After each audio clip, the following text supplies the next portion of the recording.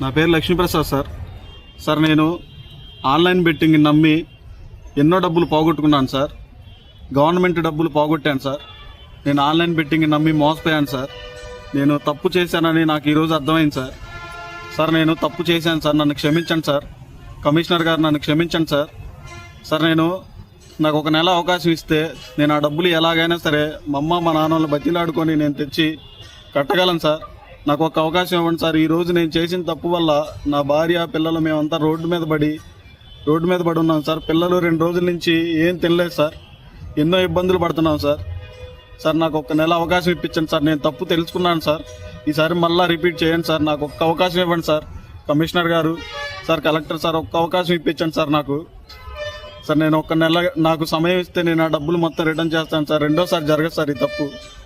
Sir నేను ఇప్పుడు చచ్చిపోదామని, suicide చేసుకుందామని నా భార్య పిల్లలను డిసైడ్ అయ్యాను సార్. సార్ క్షమించండి సార్ మమ్మల్ని.